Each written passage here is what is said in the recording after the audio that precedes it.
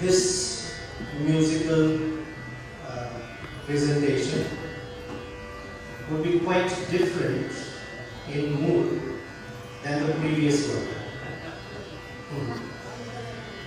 That was a Vibhishana pining to get Sri Ramachandra's shelter. And this one is also about shelter or Sharanagati, but has a different flavor of it. This one is from the Sundara Kanda,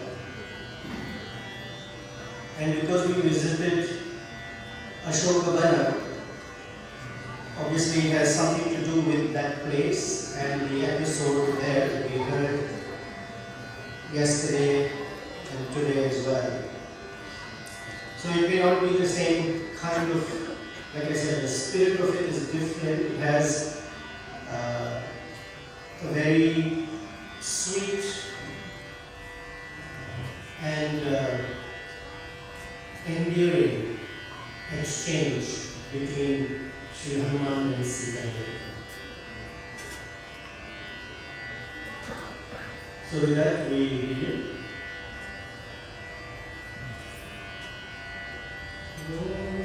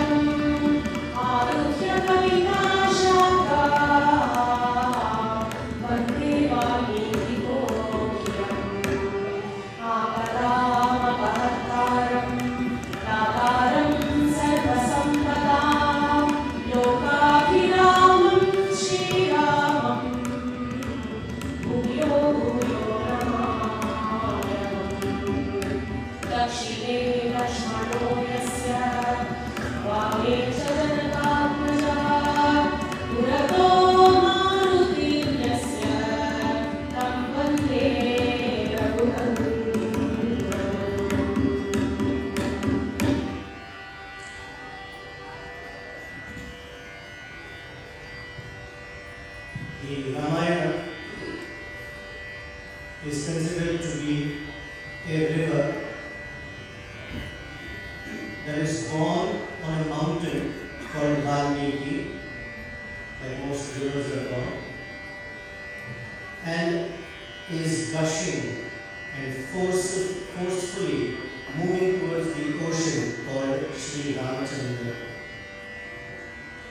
And along its path, whatever land when it comes in touch with, it purifies it. So this Valmiki that was born from this Ramayana that was born from Valmiki, along the way, that means as one is studying, hearing, absorbing the Ramayana, one's life becomes purified, and ultimately the destination is the ocean of all wonderful auspicious qualities, Sri Ramachandra.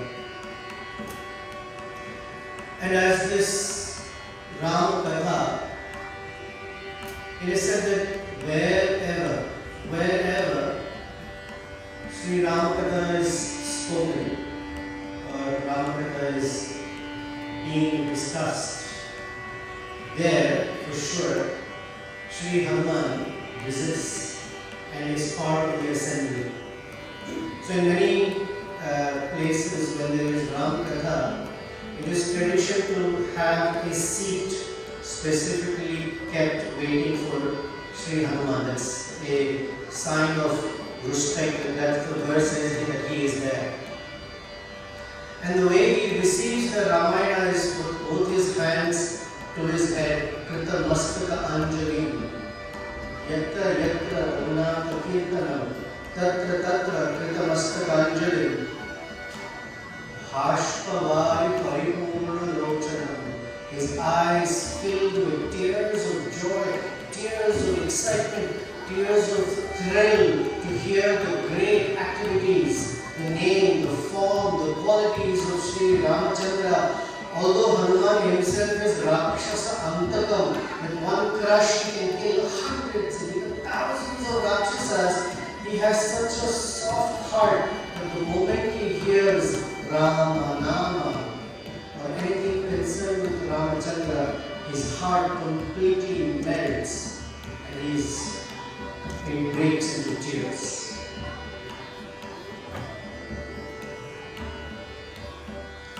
Valmiki Sambhutam Ramasagaragami Punati Bhuvanam Punyam Ramayana Maharati Yatra Yatra Raghunatha Kirtanam Tatra Tatra Sutamastakāñjalim Bhashpavari Paripurna Lochanam Marutim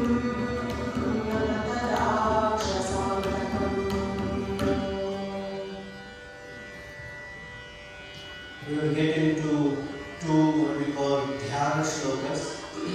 These are meditative verses to bring us into the mood, into the awareness and consciousness that we are about to enter the presence of the divine couple Sri Sita and Ramachandra and all of their associates.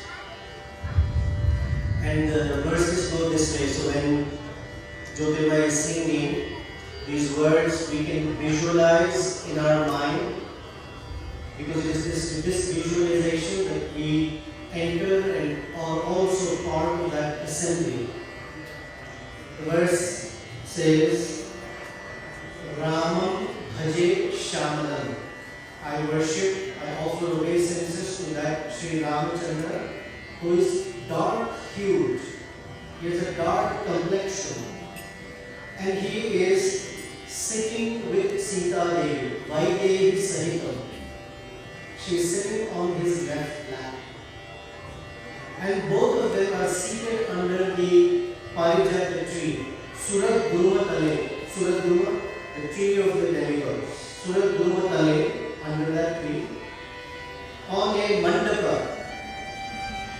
which is a canopy, mandapa, highway. It's a golden mandapa. And that golden mandapa is decorated from all directions in the most exquisite, fragrant, beautiful, colorful flowers. Madhye Pushpaka Asane, the seat is made with all these fragrant, colorful flowers. Manimay, the asana is also diamonds, pearls, rubies, emeralds, corals, sapphires, and all varieties of jewels that are shining, resplendent.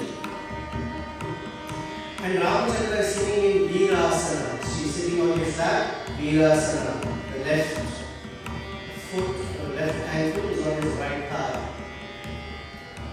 And they are surrounded with a whole bunch of sages. And in front of Sri Ramachandra and Sita is seated Sri Hanuman. Agre Vachayati Prabhanjana Sukhe. Now the word Vachayati, Vachati speaking, Vachayati means is being made to speak. So Sri Ramachandra is making Hanuman speak different truths, tattvam, from the Vedic body of knowledge. And so between here and there, Ramachandra would pause Hanuman and would give commentary on this, meanings of it, Vyakhyantam.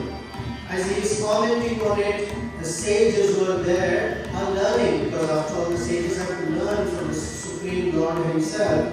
Vyakhyantam, Bharatadevi Parikratam. And Bharata and all the other sages are surrounding Sri Sita and Ramachandra. That's the Dhyana Shloka.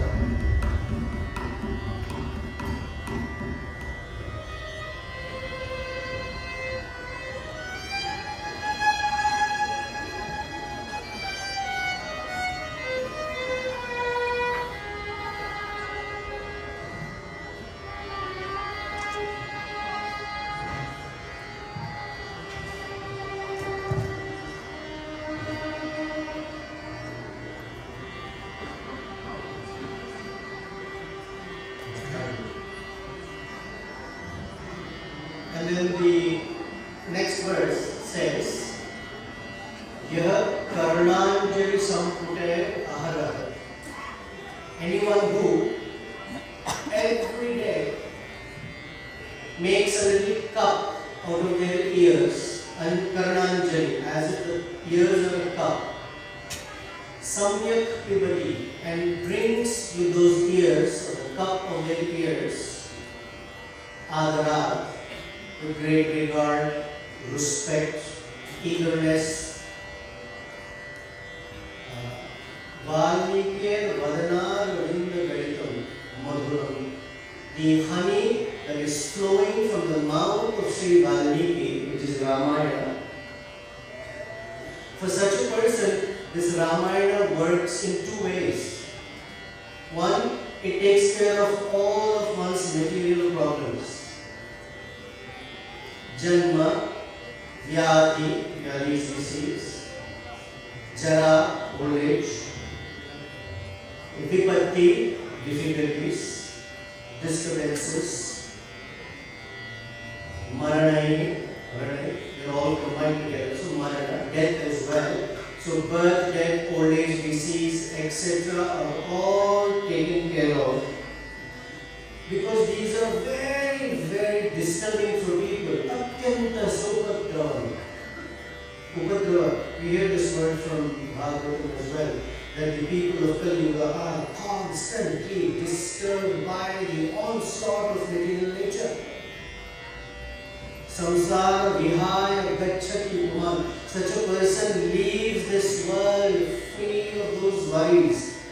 Vishnu Padam Shashwatam, and goes to Vishnu Pada. Pada is the position. One goes into Vaikuntha, to the abode of Lord Vishnu.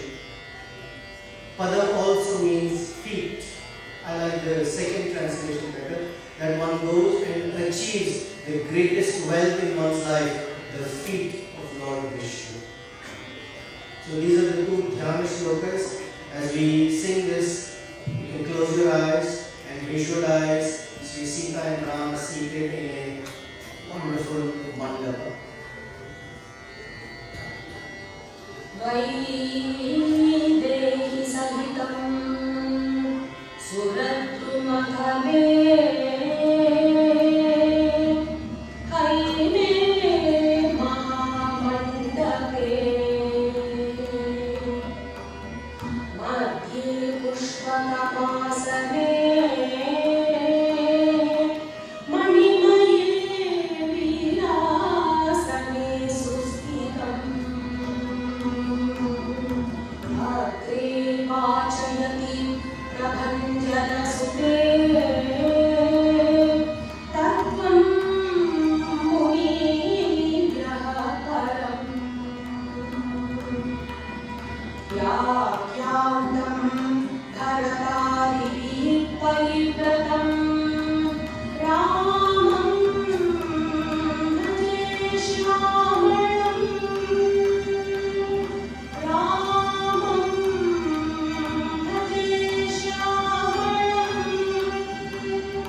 रामं भजे श्यामळम् यः कर्णाञ्जलि सम्मुखैः हरः सम्यक् पिबन्त्यादरा आनीते परनारविन्दगणितम् रामायणाख्यं मधु जन्मव्याधि जराविपत्ति मरणैरत्यन्तसो उपद्रवम् संसार सविहाय गच्छति पुमान् विष्णोपदं शाश्वतम् विष्णोपदं शाश्वतम् विष्णोपदं शाश्वतम्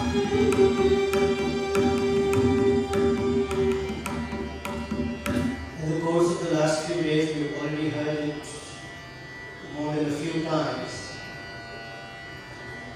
that when the all-knowing Supreme Personality of Godhead, Vedavedye Paramahamsa, that personality, that transcendental Supreme Personality, decided to descend on the earth, the Vedas were always surrounding him and glorifying him with the choicest of verses, also were eager to descend with him into this world. And so as he became the son of Dasaratha, the Vedas were born from Valmiki, who was called Prachekaha. They were born from Valmiki and got the name Ramayana. So the Ramayana is the Veda Upabrahmana. It is the constant literature that points to the Vedic truths at different levels. So when Valmiki wrote or was asked to write the Ramayana, Lord Brahma, who came to meet him and said, please do this work. This is my instruction to you to compose the entire Ramayana. Lord Brahma gave him a blessing that as long as there are mountains and rivers in existence, for that long Ramayana will be spoken among human beings. Yavat sthasyanti giraya, mountains, saritascha, rivers, mahitale, on the surface of the earth, tavat, until then, Ramayana katha, lokeshu, among human beings, pracharishyati, will be moving and being discussed and continue to spread.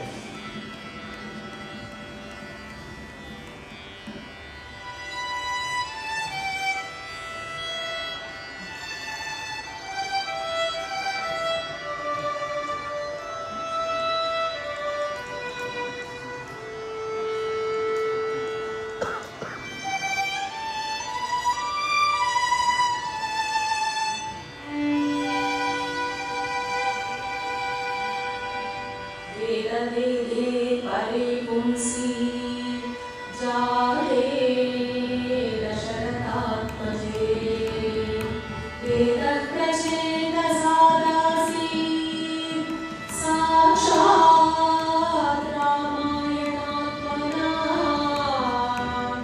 यावत् स्थास्यन्ति गिरयः सरिताश्च महीतले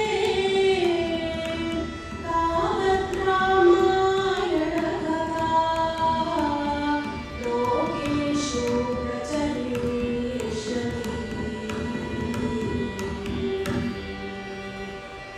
So we enter the Sundarakanda. We've been hearing from Maharaj from the time the CNH event began through the few days of the Yatra. And in the Sundarakanda, as we've heard, so I'm not going to repeat it, we know that why it was titled Sundara, because there is something very beautiful and exquisite about it. Unlike the other kandas being named according to the context or the place where the events are happening. So we know this verse that we have seen it previously, that the Sundara Kanda, everything about it is Sundara, it's beautiful. Sri Ram is beautiful, the Katha is beautiful, Sita is beautiful. The Vanam, the forest, we went through Ashokavana, we got a glimpse of what it could look like 17-18 million years ago. The pristine nature, the greenery, the verdant trees, the peace, the quiet, the beauty. Of course, what Valmiki describes is a whole different level, but we could perhaps a little bit imagine what that might be. Sundare Sundaram Kavyam, the poetry is exquisite. We will see as this verses go, we've been seeing it all these days, we'll see a few more. The choice of words, the way the words are arranged, the certain words have certain meanings, but it's all spoken in a way that even if there are harsh conversations, it's delivered sweetly. Sundare Sundara Kapihi. Generally, Kapi, the monkey, is not considered good looking or handsome. Because you would never tell someone, you're so good looking, you look like a monkey. But it says Sundare Sundara Kapihi. Something about Hanuman, that around the world, whether people really know Ramayana or not, Hanuman is such an attractive personality for everybody. Sundare Sundaram Mantram. There are different mantras. For example, not always the way we understand Maha Mantra or the word mantra. Mantra is something that resonates with the heart in such a way that it allows a person to come closer to the Supreme Lord. And finally, the poet says, how many things can I list about what is beautiful in Sundarakanda? Sundare Kipna Sundara. What is there that is not beautiful in Sundarakanda? So it pretty much covers everything.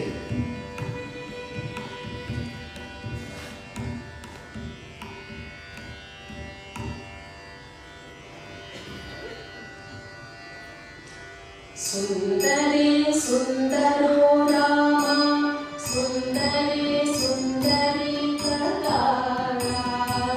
Sundare Sundaro Rama, Sundare Sundari Katara. Sundare Sundari Sita, Sundare Sundaram Vanam, Sundare Sundari Sita, Sundare Sundaram Vanam,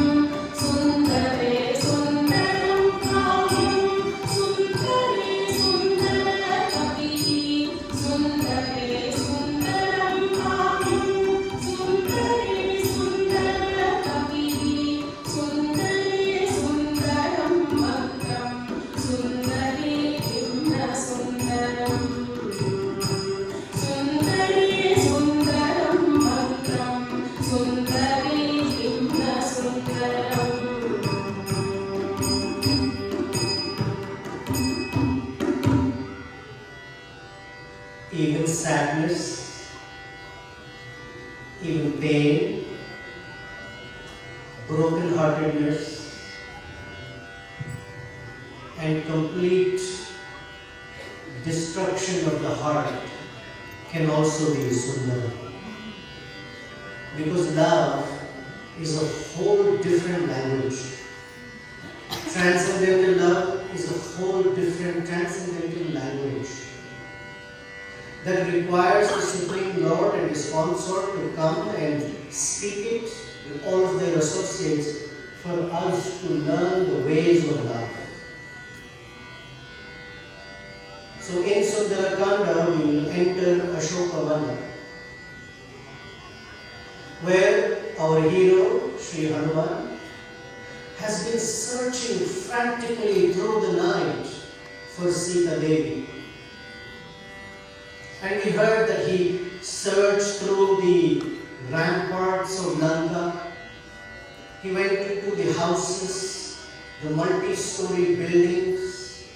He searched through their restaurants, their hotels, their bars, their storage rooms, their granaries. He went through where the stables were, the elephants who kept the horses, all of that. He could not find Sita. He went into Vibhishana's house, Prahasta's house, Kumbhakarna's house, Ravana's house, and searched through every square inch. He saw Ravana. He saw all these women who were so intoxicated that some of them were wearing the most exquisite clothes and jewelry. Some were not wearing any clothes at all. Some were scantily dressed, some were fallen asleep, some were sleeping on each other, some women were holding instruments and they had fallen asleep, some were intoxicated. He searched and searched and searched and did not find Sita. He was becoming despondent. Will I ever find her? Will I ever be able to go back to Sri Ramchandra with some words of hope for him? And as he sat despondent, he thought he would make one more attempt, but in this time, I will call out to Sri Rama, Lakshmana and Sita herself to reveal to me where she is. Devyai Chatasmai Janakatmajaya. O Devi, O the self-effulgent personality, please reveal yourself to me just the way you revealed yourself to Janaka. Otherwise I have no hope.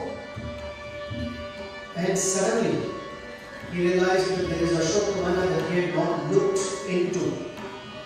And as he came through, this was the most exquisite garden.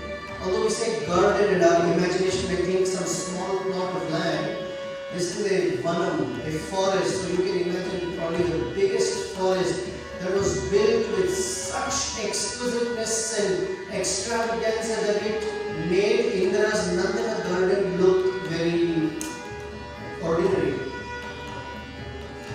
With streams and mountains and waterfalls and birds and flowers and trees and birds of all sorts of colors and varieties and growing all there, and right in the middle of it, under a massive Shikshuka tree that Hanuman climbed up, hid himself between the leaves, he saw one woman whose whole nature and countenance was completely different from everyone else's, because she was sitting with her knees close to her chest, her hands around those knees, with her head bent low and crying. This is the only woman in Lanka that was crying. The great goddess Sita Devi, the embodiment of Lakshmi Devi, Shri, the first introduction to Hanuman is in a condition that is very, perhaps we can say, pitiable. And this is the condition in which Hanuman first sees Sita Devi. Tato malina samvitam rakshashibihi samamritam upavasa prisham dhinam nishvasantim punah punah tadarsha shukla vaksha adau chandra rekhamiva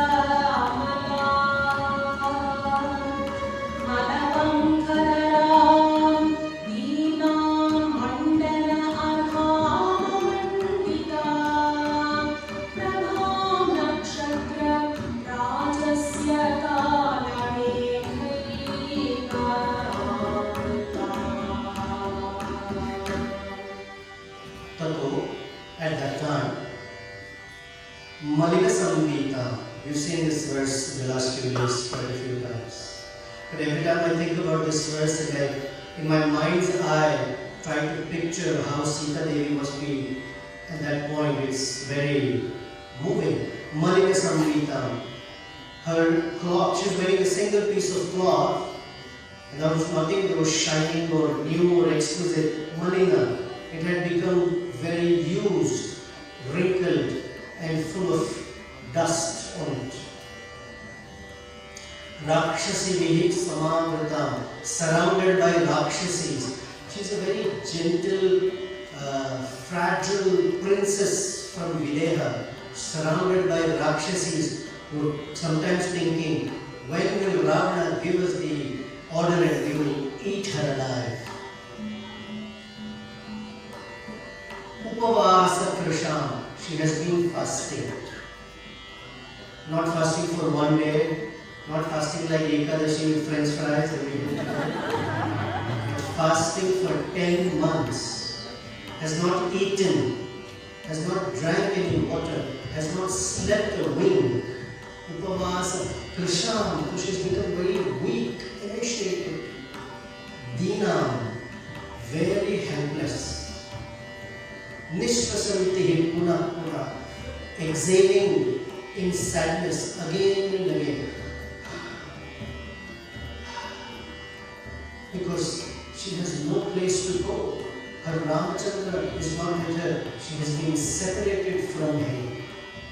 Mala Pankha Dharam, she has been lying down on the dirty, muddy ground. Dina, again helpless. Again and again, Hanuman sees her as helpless, but she cannot do it. She is so helpless that she doesn't know what to do with herself. Mandana Arham, actually who is she? She is the goddess of fortune, who should be bedecked with jewels, every square inch of her body that are shining like anything. Amandita, there is not one piece of jewelry on her body. And for Hanuman, she looked like that sliver of moon. Dadarsha Shukla Paksha Ado. So after Amavasya, the first day is called Shukla Paksha Padjami. The first day, Ado.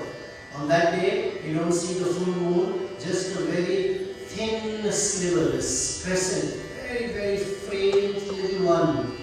Shukla Paksha Ado Chandra Rekham Iva. Just a line, Amala, but that line looks so pure and beautiful. The verse starts with Mala, Malina Samvita, and ends with Amala.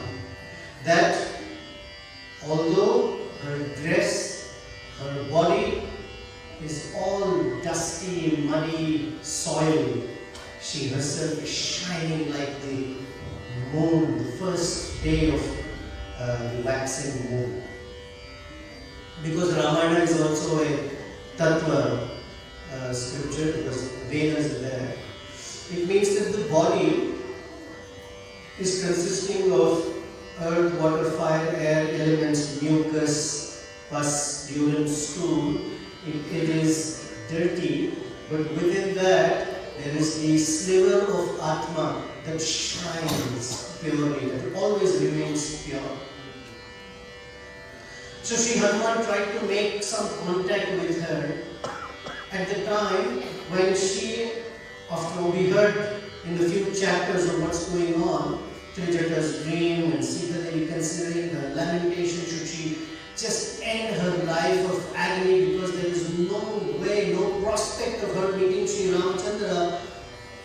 At final one moment of exasperation, she ties her braided hair around her neck, puts it over the branch of the Simshuka tree, the Ashoka Vana, and is about to hang herself when Hanuman speaks the Ramayana starting with the name of Dasharatha. Such and such was a king, amazing king, who had a firstborn son called Sri Rama, whose wife is Sita Devi, the daughter of Janaka Maharaja, and he continues the Ramayana as she knew it. Up until the point where was taken away. But at that time, as we heard this morning, she is referred to as Anindita, that there was no blame to be ascribed to her. But then she doesn't know the story after that. So by this time, she's curious, who is it who's speaking of Rama, but she has some doubt, and then she's curious what happened later. So Hanuman describes that Ramachandra made friendship with Sugriva, the king of the Vanaras, and Ramachandra helped Sugriva regain his kingdom and wife back, and in return Sugriva has sent thousands and thousands of Vanaras all around the globe in search of her.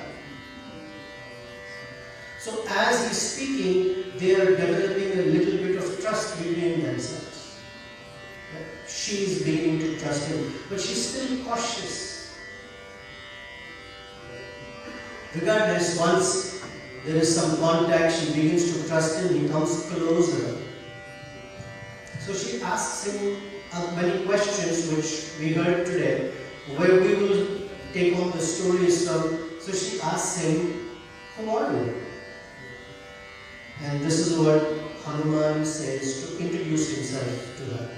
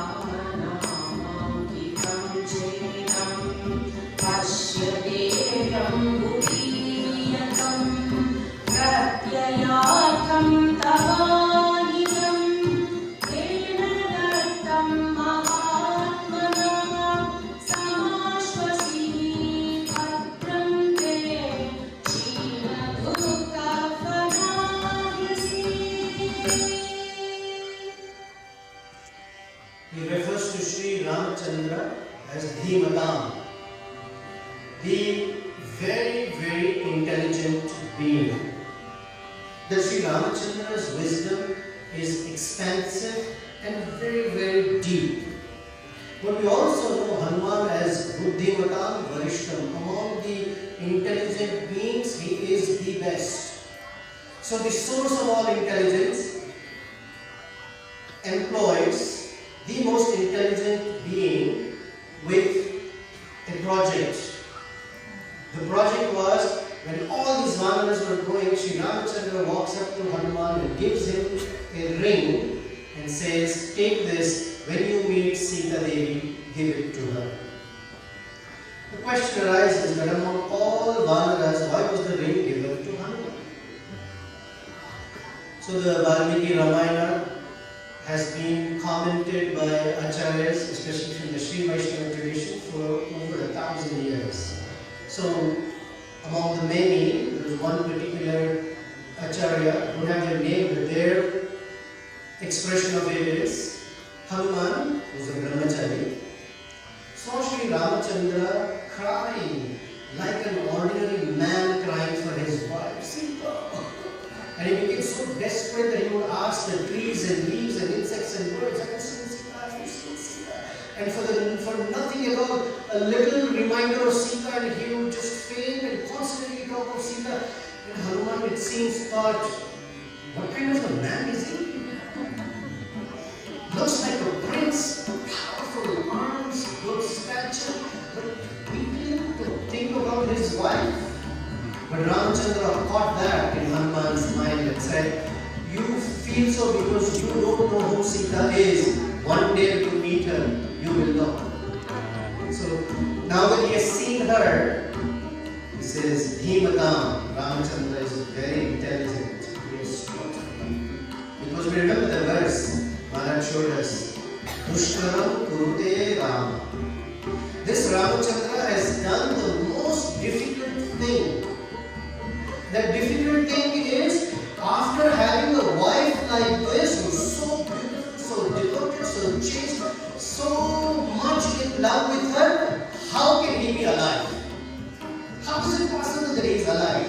The fact that he is alive means his heart is a little hard. He has done the impossible thing to keep his life in him. Then he says to her, Vanaroha, O Sita Devi, I am a Vanara. I am an ordinary Vanara.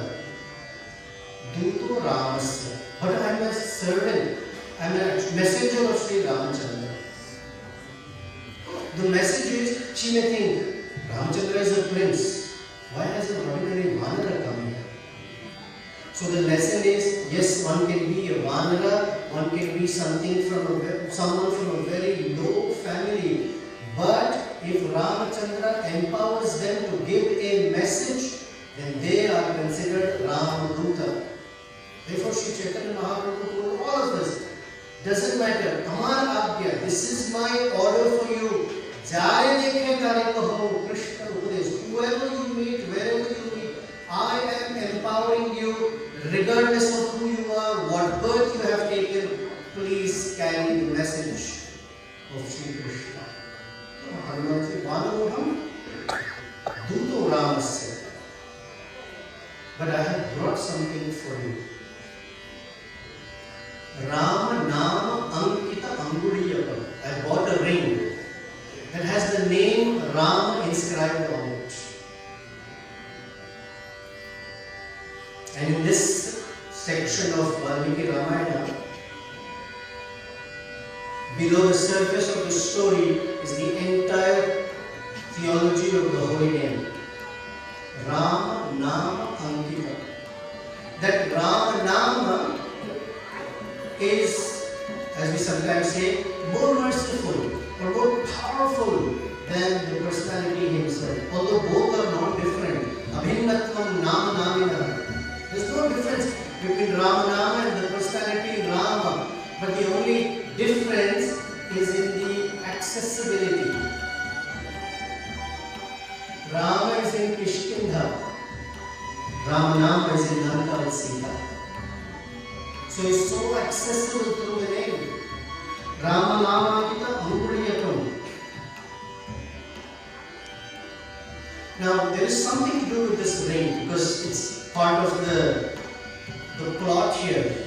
So this ring has many loving conjugal pastimes. We will narrate one of them because it takes center stage at this point. And he says, Pashya Devi. Pashya, please see. Generally on internet, if you type something about Hanuman meeting Sita, we see a picture where Sita, her hands are like this and Hanuman is offering her the ring. The picture our Vaishnavas say is not correct. The picture always that is correct, that we've seen in the slides, is Hanuman is holding the ring like this and Sita is picking the ring from his hand. The reason being, Sita is Lakshmi Devi. Lakshmi Devi is the one who always bestows upon others opulence, grace, auspiciousness. Although she may be lying down on the ground, bare ground, muddy, soiled clothes, but she always retains her status as Lakshmi. So her hands can never be lower like this. This is the posture of receiving something. Her hands can never be like that. And Hanuman, who's Buddhimatam, Varishtam, knows even that slight gesture of culture, my hand cannot be above her hand. So he says, Pashya Devi, Namuni. And he's also careful what words he uses. Tena Dattam, that is given by him. Maya Anitam, I have just brought it here. I am the carrier. The holy name is sent from the Supreme Lord through generations of acharyas and gurus from one. They are all carriers of the holy name and pass it on to the jivas from one generation to another. And therefore, Hanuman tells her, Mahabhage. Bhaga, as we hear, because Krishna is called Bhagavan. Sri Ramachandra is Bhagavan, the carrier of Bhaga, opulences. He is calling her Mahabhage. You are the Mahalakshmi. Mahabhage, Devi, I recognize you. You are the consort of Sri Ramachandra. Now what about this Anguliyakam, this ring? So the story goes back. The question is, whose ring is it in the first place? It is Sita Devi's ring. The tradition was, and sometimes still is, that the groom's ring will have the bride's name on it, and the bride's ring will have the groom's name on it. If it is Sita Devi's ring, how is it in Sri Ramachandra's possession? And it is not Ramachandra's ring anyway, because he was not wearing any jewelry. He gave everything up in Ayodhya before he left. He wore tree bark, deer skin, matted his hair with banyan tree sap, and left without anything. But she left with a lot of jewelry. Varieties of saris, Kanjivaram, this sari, silk, cotton, mix, exquisite Banarasi, enough for 14 years that she doesn't have to repeat them, because Lakshmana was going to carry all the baggage with her. Because he asked her, no, I will go. Aham sarvam karishyami, I will take care of everything for you. So how did this ring come to Sri Ramachandra? So it seems one day, while they are in the forest, and every day they would have varieties of pastimes in the forest. They would play, they would swim, they would splash water on each other, they would move around the forest. In the midnight, at night, under the full moon, they would dance together and all of that. So one particular day, Ramachandra and Sita were playing a game where they had to wager a bet. So Ramachandra said, how about this, Sita? You wager your ring. And I, since I don't have anything to wager, if you win, I will give you a tight embrace. If I win, I will take that ring from you. So Sita thought, what a great wager. I will for sure win this game because I want that embrace. And for that, this ring has no value, no problem. Let's wager. And as part of the game, Ramachandra played a little trick in such a way that she lost the game. And so he took her ring. And as soon as he took her ring, she felt angry and upset. She felt angry and upset not because he took the ring. She felt angry and upset because she lost that opportunity for an embrace. And she knew that Ramachandra was teasing her, but in a puff of anger, this Mana turned around and walked out of the cottage. And walked out in an angry mood, and Ramachandra ran behind her. Sita, Sita, wait. And as soon as she went out, she saw that golden deer. And suddenly, without any further conversation, the whole thing went into the deer, the shining of it. She wanted that deer and not getting the deer, and suddenly got kidnapped by Ravana. And this is her fate today. She's in the forest all alone for 10 months, pining for her lover. And there is nothing with her that can remind her of Sri Ramachandra. And Ramachandra sends that ring to Hanuman. The holy name in this entire forest of material existence is the only hope that the living being has, and that his messenger, Ramaduta, brings to give the jiva, because that's the only thing that can give some life to otherwise a dead existence. And he says, Pratyayartham Tavanita. This is a person who receives it. It makes one confident. It removes the fear from being ever desolate in life. Because if a person doesn't have anything in anyone, it is the holy name that is always with them. He says, Samashvasahi, become pacified. That you start now trusting that the presence of the Lord is with you. That is what the holy name does. Bhadram. Bhadram Te. That in a completely inauspicious world, even if it sounds, something looks auspicious, it is just inauspicious in hiding. So that inauspiciousness is removed by the receiving of the holy name. And Kshina Dukkha Phala, all of the fruits of your sadness or the reactions of bad karma, even good karma, sorry to say, is Kshina. Everything will go away. This is the words of a Guru when he is giving the holy name. Don't worry, have confidence. Sri Ramachandra is always with you, and all the disturbance that are tormenting you forever will go away. And it's your key. For sure, you should be confident of it, Sita Devi.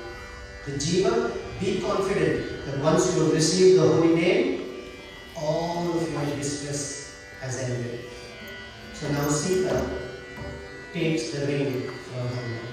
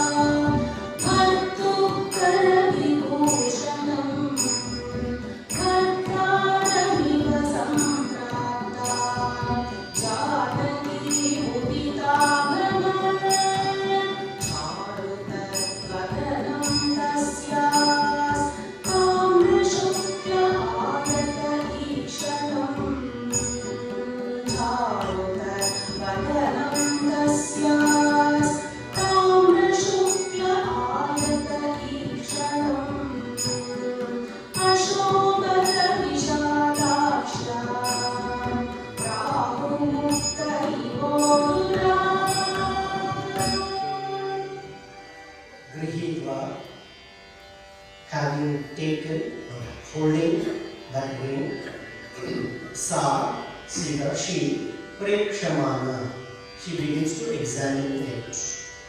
Ikshama, to see. Prekshamana, to examine. And as she is examining the ring, and she sees the name Rama inscribed in it, Bhartu Karavibhushanam, the ornament of her husband's hand, Bhartaram iva samprapta, Janaki mudita bhavat. This is the first time in 10 months that Janaki has had even the slightest glimpse of happiness. Mudita bhavat, she became happy. She has not felt even the slightest of happiness. In fact, she was in torment. And it says, Bhartur Karavibhushanam. Generally, a bangle is called Karavibhushanam. It's the ornament of the hand. So, previous verse, Valmiki calls it Anguliyakam. In this case, he calls it Karavibhushanam. Is this not a bangle? Or is it a bangle? So one Acharya's expression is, when she saw the ring, it seems she began to think, I have been fasting, I have become so emaciated and thin. My Ramachandra must also be fasting and must have become so thin that the ring now fits like a bangle maybe. In another word they say Karavibhushanam, because as soon as she saw the ring, she remembered that during the wedding he was holding her hand. And with her hand having the ring, she wearing the ring and her hand holding his hand, she remembered all the way back to when they first met and they fell in love looking at each other. And the interesting thing here is, because she has the ring in her hand, Valmiki says, Bhartaram iva sampraptam. She felt as if her husband is standing in front of her. This is again the theology of the holy name, that the name and the name are not different. She experiences Ramachandra as if he is standing in front of her. Bhartaram iva sampraptam.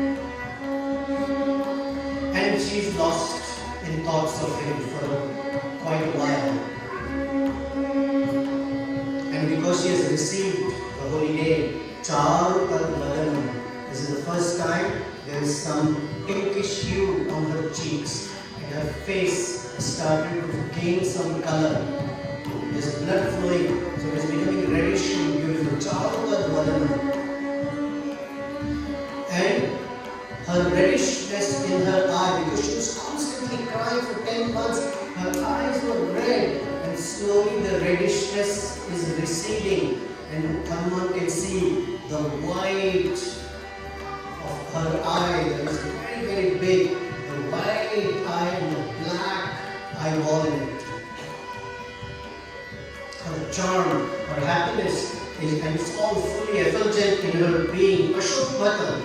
Previously we heard Amandita, she is not wearing any jewelry, and now Valmiki says Ashokita, she has become decorated because it's the love for Ramachandra. Now that she has received it, her whole body and countenance is exhibiting as if Ramachandra is standing in front of her. Ashokbhata Vishalakshi, her eyes became big with happiness. And she looked like Rahu Mukta Iva Udarat. Udarat means the moon, the king of the night sky. On a full moon night, when Rahu covers the full moon, it looks like an Amavasya. And in slow gradations, as Rahu releases the moon begins to shine. So here Valmiki refers to her as the full moon that is being released by the Rahu called Ravana. Because as soon as she has received Ravana, she has this confidence that I will be released from Ravana very soon.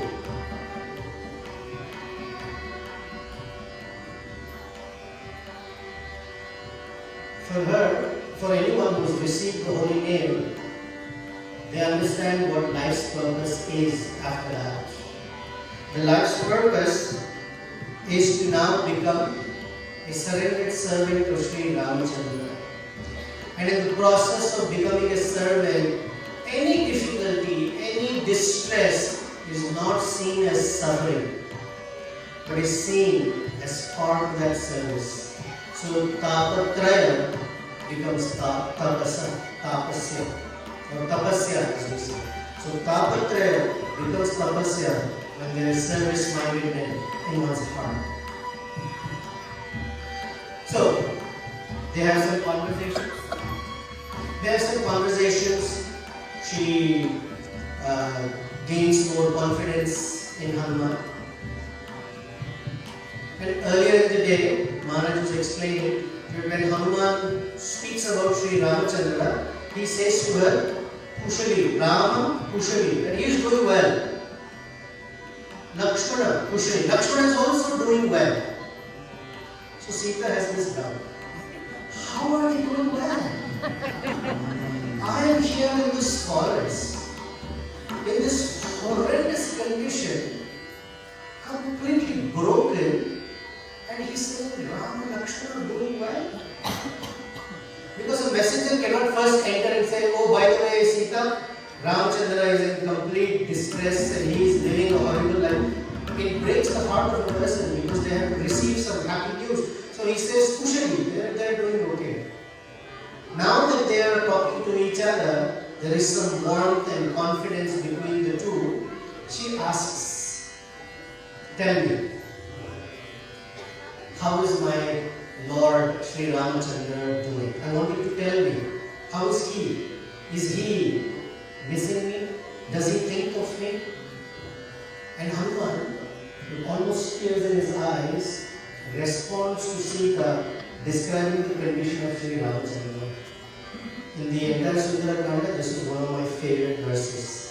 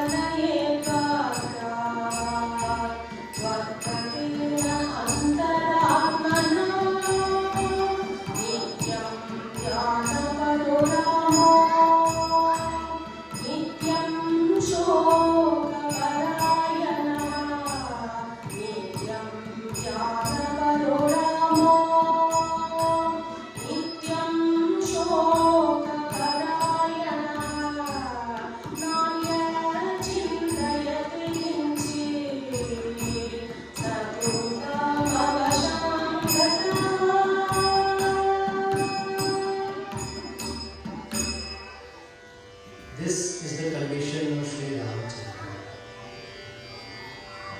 He sits there, motionless, his eyes not focused on anything, just gazing into nothingness, and is so lost in your thoughts. Tvad-gatena antaratmana. His heart is completely lost to you, or lost for you, such that he has lost any sensations of his external self. Na damshan. When flies sit on him, any human being, the natural reflex would be to move the fly away. Even if it is closer to the body, what to speak of it crawling on him. He says he doesn't move the na gatrat apanaye. He does not remove them from his body. Damshan. When flies sit on him. He sits there motionless and mosquitoes land on him and start to sting him. But he doesn't even move the mosquitoes away. Then Kitan, insects and bugs crawl on him, which means they're crawling in his ear, near his ear, on his face, on his body. He doesn't even feel that they are crawling on him. Nakitan. What is worse, Sita Devi? Nasarishripan. Snakes are crawling on him. And he doesn't even notice. Because Tvad-gatena antaratmana. His heart is completely sold out to you. This phrase is so heart-touching that Krishna uses it in the Bhagavad Gita. योगिनाम सर्वेषाम मद्गतेन अंतरात्मना श्रद्धावान योगजीवेन समय युक्ततम. I consider them to be most connected to me, yuktatama, the best of those who are connected to me, because he also connects with such devotees. That is his connection. People may wonder, I am performing all these austerities. I have given up meat eating, intoxication, illicit gambling, I am eating simple food. I don't go to this, I have given up all sorts of enjoyments. I do seva, I do this, or Janmashtami, these festivals, I serve, I distribute books, I still get that Harinam. Does the Lord recognize it? And the answer is here. Yeah, Vadgatena Anta. He's thinking about you. And Sita, his condition is such that Nityam Dhyana Parayana. He's only thinking, he's completely in samadhi about you. Nityam Shoka Parayana. He has become a servant of sorrow. And Na Anyat Chintayate Kinchit. There is no other thought crossing his mind. Because Kama Vasham Gataha, he is so much in the grasp of love for you that there is nothing else happening for him. That is his condition, Sita Devi. So let's do one thing. Let's just end this. Let you reunite back with him. And I am here. Let's go. I will take you back to Ramachandra in a jiffy. Let's go.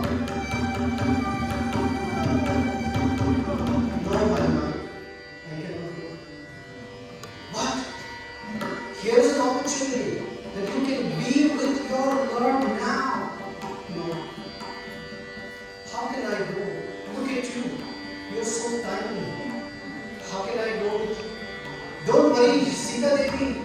I'm not what I look. I can show you my massive body size, and it grows into this massive, mighty Hanuman standing like this and say, you can ride on my back. And she said, I cannot ride on your back, Hanuman, because as you are flying fast, I might slip. And if I slip, I will die and I will not reach Ramachandra. No, while I am flying, I can hold you with one hand and I can fly. No, Hanuman, if you are flying like this, the Rakshasis, they will sound the alarm there. All the Rakshasas will follow and you have to fight with them. And while you are fighting with them, you may forget to use the other hand and I might slip and die in the ocean. There were crocodiles there, deadly aquatics, I cannot die like that, I am afraid. Then he says, Sita, you have no idea of my strength. I can finish all the Rakshasas. Then Sita Devi tells him, here is the real reason, Hanuman. I cannot go. Because if I go back right now, yes, I will be united with my darling Sri Ramachandra. But my Ramachandra will get no glory. Because people may talk about him. Some fellow came and took her away. Some other person came and brought her back. What is the glory for Ramachandra?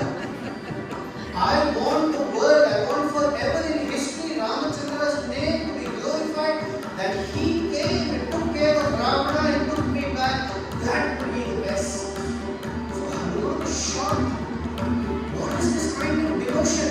She can solve her problem right now, but she's not interested in her mukti. She's interested in the glory of her master.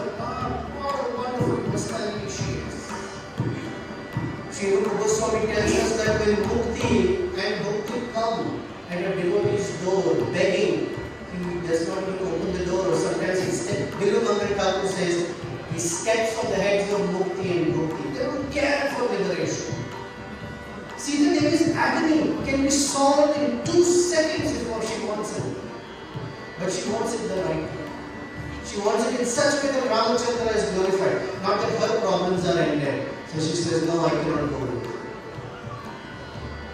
So Hanuman says, okay, what to do? But when I go back, which I have to, Ramachandra will ask me, did you meet Sita? Did you meet Sita? Yes. Did she say something? Did she give you anything? And I need something. So can you say say something, can you give me some token that I can take with me?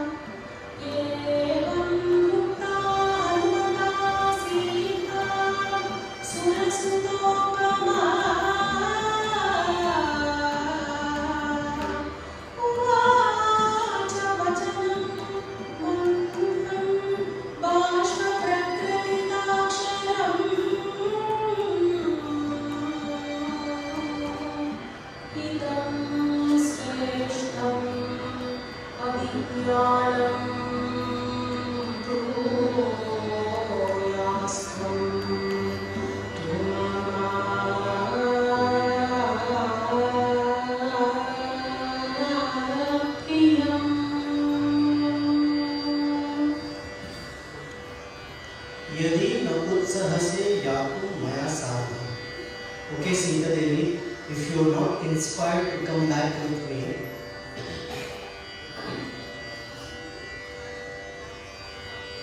Abhigyanam Prayachatva. Give me some Abhigyanam. Abhigyanam is a token. Give me something that I can take. Say some message for Sri Ramachandra. Abhigyanam Prayachatva. Janivu Raghavu Hiyat. By which Ramachandra will know that I have met you, because he will ask me, did you meet Sita? And if I say yes, he will ask me, what is her quality? What did she say? If I have nothing, he won't be happy. So, Eva Mukta Hanumata Sita, having spoken like that by Hanuman, Sita, they say, she was hanging her jewels in a piece of cloth by the tree branch. She opens the notch and is giving her chudamani. I don't have chuda, she has chudamani, the jewel that women wear on the top knot of their head, because that's a very special jewel that she had received during her wedding. Because he sent the ring, she's sending the jewel back to him, another jewel to him, and while she is handing that, she speaks something, and she says, Idham Sreshtam Abhigyanam Bruyastvam to Mama Priyam. Please convey this message to my darling. But the way she is saying it is because she is happy, she is sending a message, but she is also very sad because Hanuman is going to leave right now. For 10 months she has had no friend. She had never heard the name Rama, she had only heard the name die, kill you, eat you, warning, be Ravana will come every day and torment her, be my wife, and she was so tortured and tormented that in all that dark cloud she found one ray of hope, and he's going to go away soon. So she has mixed feelings. She's sad.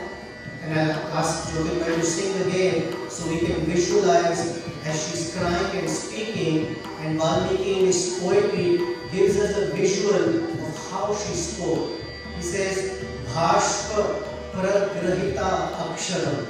Grahita means to hold, pragrahita means to hold tightly or squeeze. So her tears were squeezing every syllable she was speaking.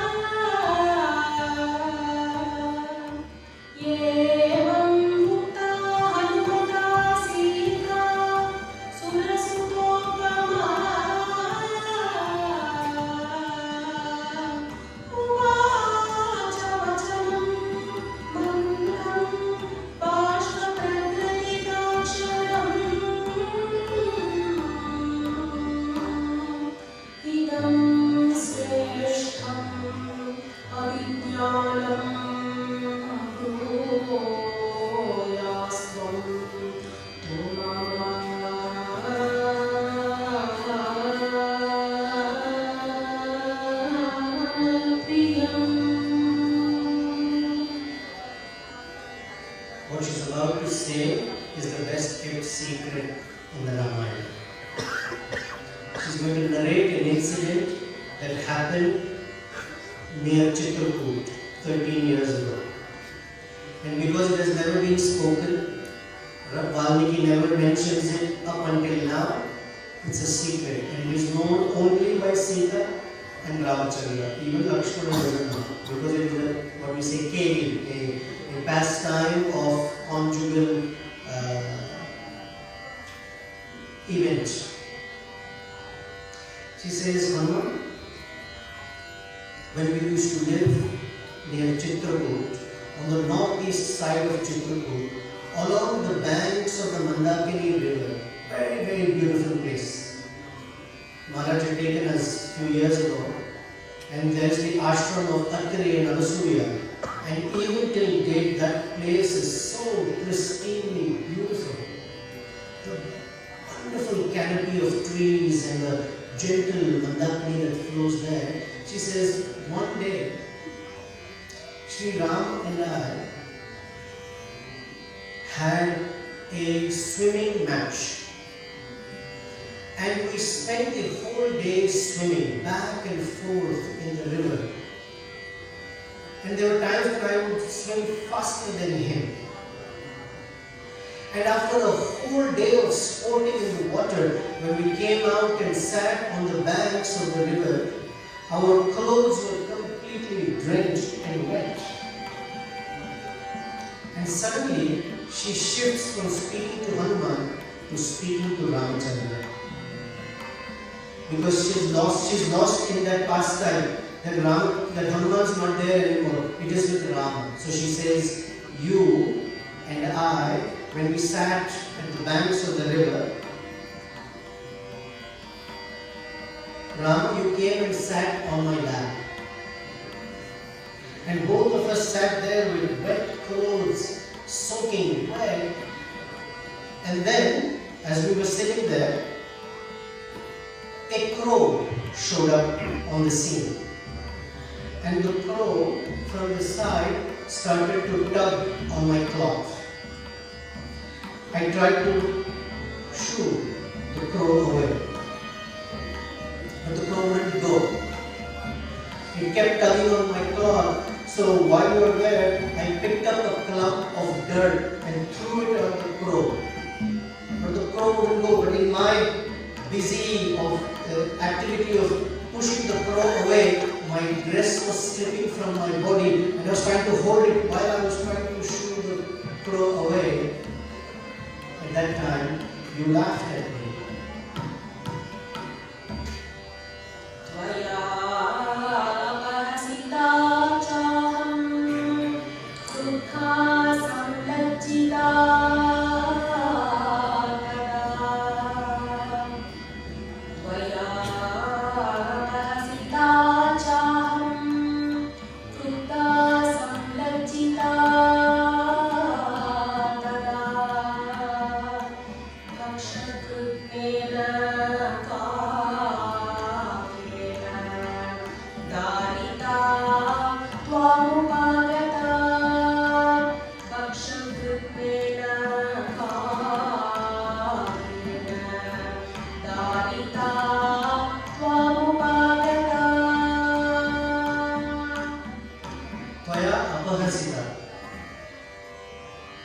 Being laughed at by you, Krudha, I became a little angry.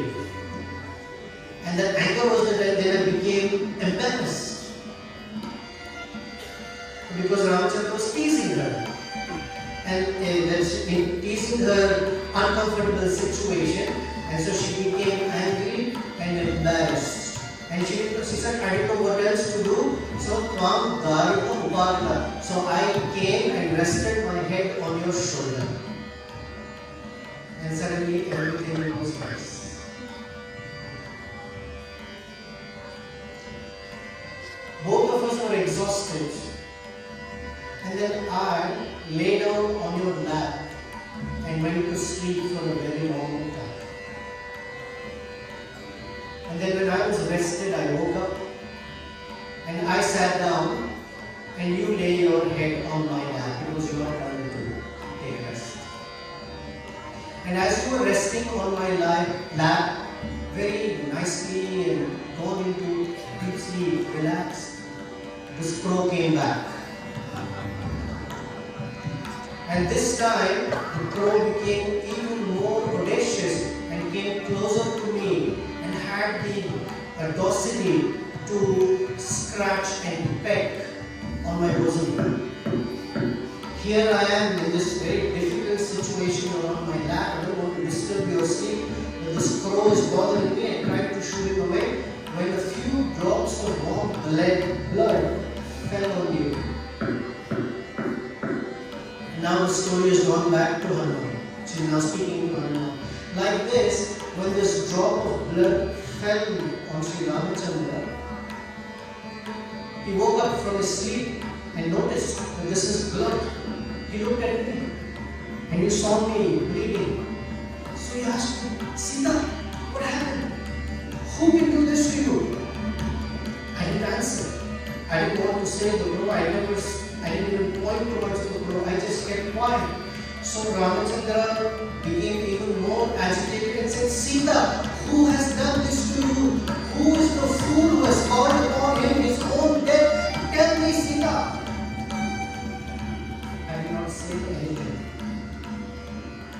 Sita Devi's compassion is such that she never points the finger towards the perpetrator. Because she doesn't want the crow to be punished. So Ramachandra started looking around and he saw this crow with his talons tainted in blood. And he saw me bleeding. And he put two and two together. And in a strong sense of anger, immediately expressed this rage in him because this crow had hurt me.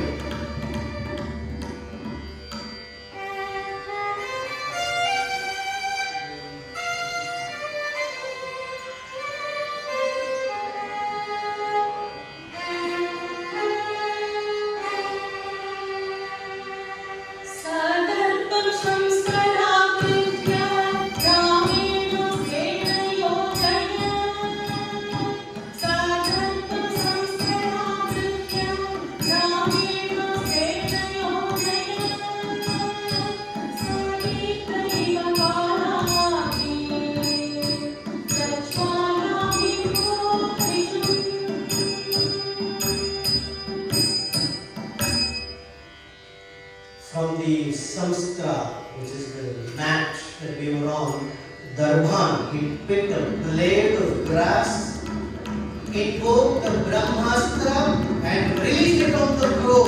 And this Brahmastra came standing face to face with the crow. Vijo Abhimukam Jajwala. And the Brahmastra was radiating heat and light and the crow ready to finish it. So one I wonder, what? For pecking at her bosom, the little crow, Ramachandra releases a Brahmastra? For a time it was like killing a mosquito with a cannonball. But the point is to give us confidence that anybody who ever offends his pure devotee, Ramachandra's anger knows no bounds. He may even release the Brahmastra. Sri Chaitanya Mahaprabhu, the most compassionate being, when he saw Jala and Madhai hitting Nityananda, who would never utter a word of anger, said, Chakra, Sudarshan Chakra, kill this guy. That is the anger he has when someone so kind, so lovable to him is offended. And so this Brahmastra is facing this crow, the crow is looking at Brahmastra. Naturally the crow turns around and in a moment flies away. The Brahmastra pursues this crow. So the crow is flying through the sky. The Brahmastra is pursuing him.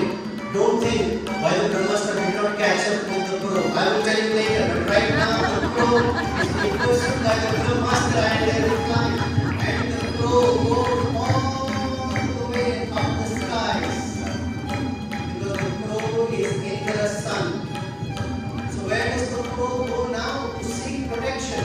He goes to Indra.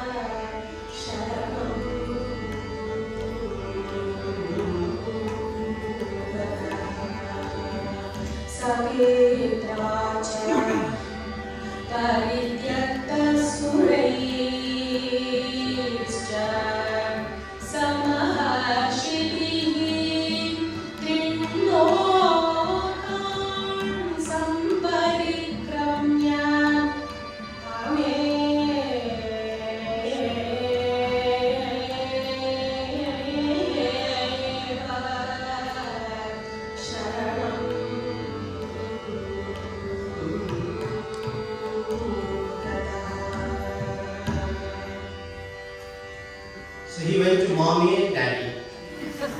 Sir Pitra Cha.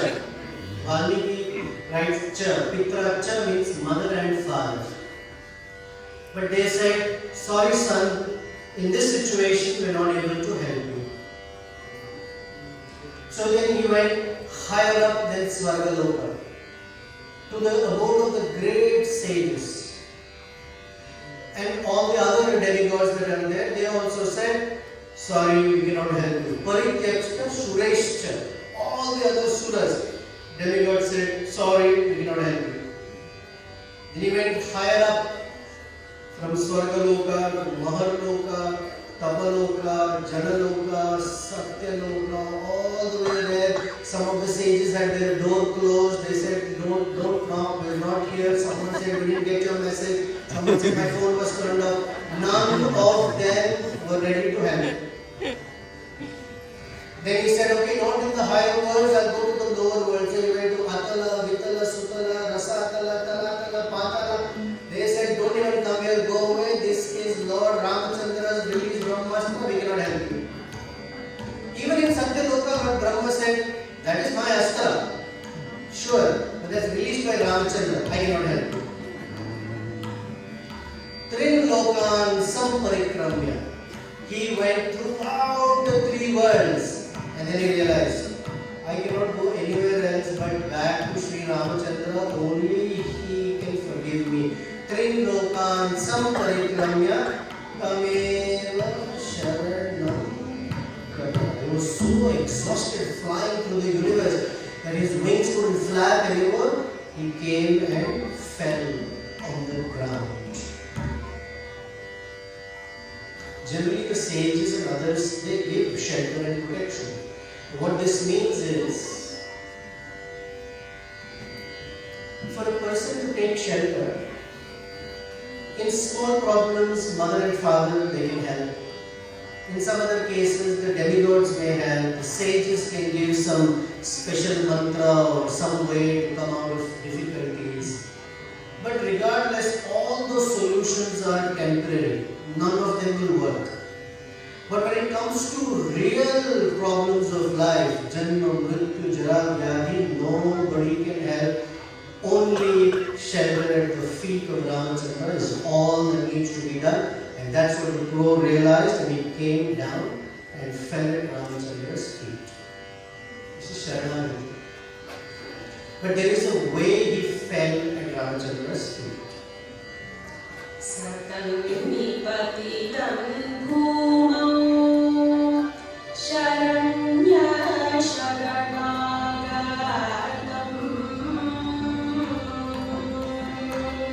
Satam nipatitam bhumau sharanya sharanagatam Badadamapi kakusta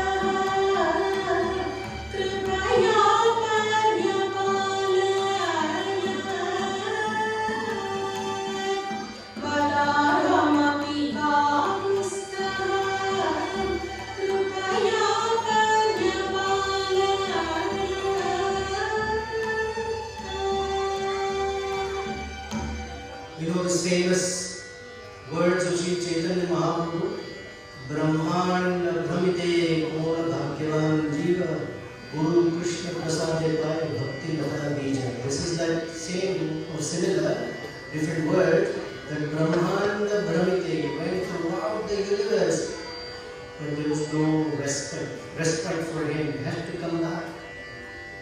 And when one meets, when one is ready to offer oneself to the Lord, Valmiki tells us how that is done. Satam nipatitam bhumau. He fell on the ground.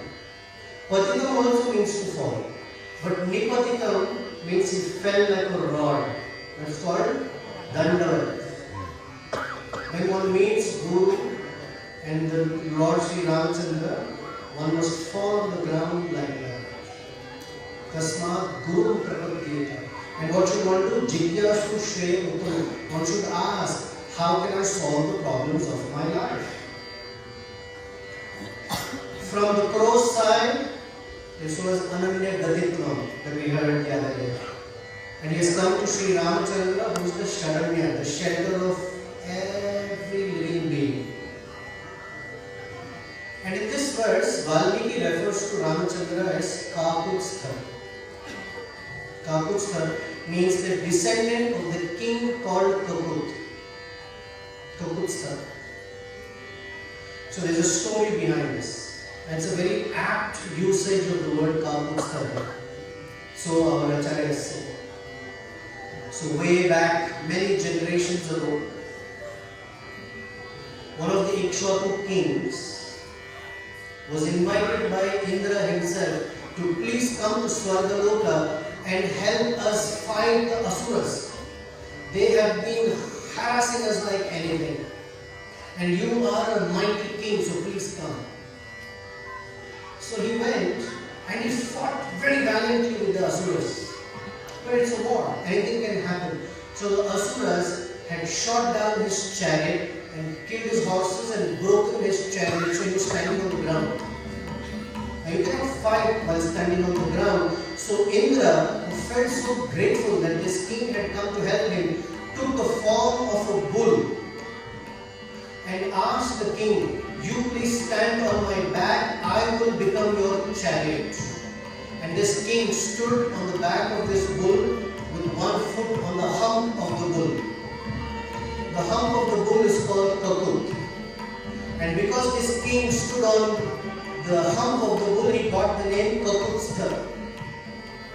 And since Ramachandra is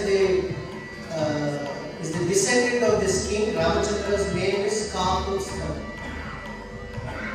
And so Valmiki says, Vadarham api.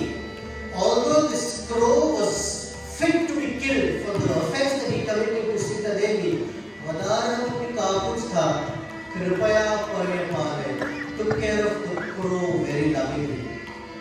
Kripaya, out of compassion. Because Ramachandra, it seems, considered his father served my ancestor. I'm very grateful for it. How can I do something that will defy such gratitude shown to my ancestor? So I cannot kill this crow. Another Acharya says, Sartam Nipatita Bhumo, when this crow fell on the ground exhausted, he fell in a clumsy way with his legs touching the feet of Ramachandra. Although it is Sharanagati, it is not Anukulya, it is not properly done. At that time, Sita Devi, it seems, turned the crow's legs away and put the crow's head on Ramachandra's feet. And Ramachandra, who was angry, Vadarham api, when she put the head on his feet, he looked at the crow, picked it up, Kripaya Paryapalane, started to caress the crow. The word Kripa is a feminine word. And one of the names of Lakshmi Devi is also Kripa. So Kripaya means through or by Kripa. That means she is the one. Although she is the one who is offended, she is the one who has been attacked, and she is the victim, if you will. She turned the crow's head to Ramachandra's feet because her compassion is surpassing anything. So she felt this crow needs Ramachandra's grace, and she is the one that helped the crow. And as soon as they had, Ramachandra very lovingly took care of the crow.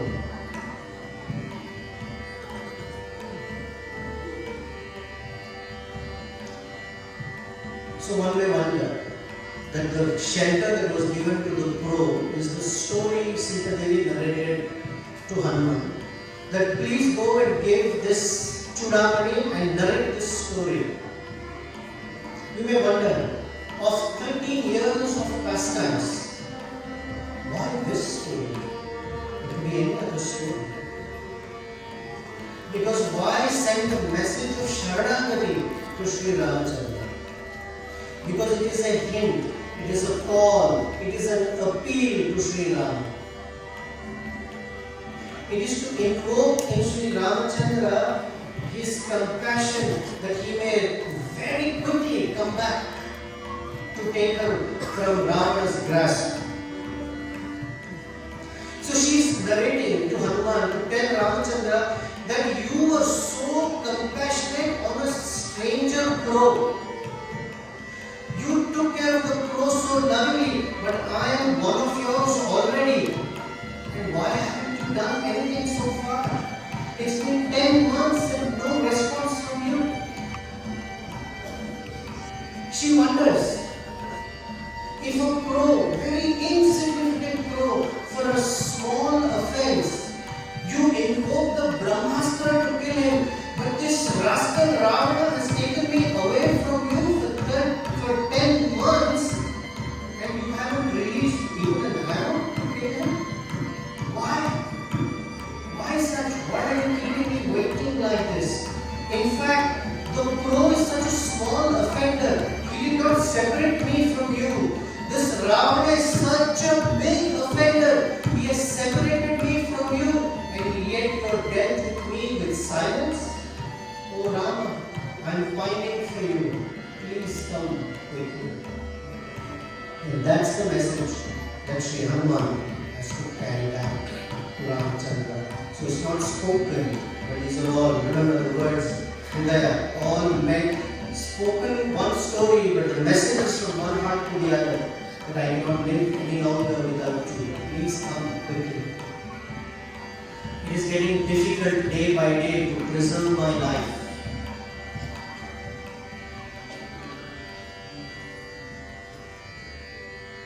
So this story in Sanskrit, a crow is called Kaka. That's the sound he makes. Ka. So one of the Vaishnava poets who tried to visualize and their imagination runs far, wide in different areas of poetry, and their realization apparently is this: that in Sanskrit, to say who, for a male it is kaha. If you say saha kaha, who is he? And for a woman it is ka, sa ka, who is she? But ka and kaha, when you mix together, is a crow, ka ka. So it seems that, I'll tell you one more thing. After Ramachandra took care of the crow, Ramachandra said, oh, I am famous. The world knows me that every time I release an arrow, it cannot come back unsuccessful. So tell me, something must happen. There must be some consequence for my shooting an arrow. So the crow said, I cannot take your life away, is what Ramachandra said. So the crow said, please take my right eye out. So the Brahmastra took away vision from the crow's right eye. So this is the compassion of Sri Ramachandra, that a Brahmastra. When Indrajit had released the Brahmastra, Valmiki says 67 million Vanaras had died. When Ramachandra released the Brahmastra, the eye of the crow was gone. That means from a blade of grass, he invoked the Brahmastra, and this Brahmastra was did nothing but a token punishment. That is the kindness of the Lord. So the crows, who were descendants from then on up until now, every day stand everywhere on trees and walls and every other place and are loudly shouting, Ka! Ka! Ka! Ka! Ka! Who is there as compassionate as Sita Devi? Ka! Who is there as compassionate as Sri Ramachandra? And it seems from then on they've been calling and haven't found anyone as compassionate as these two. And that is why they are called Kaka.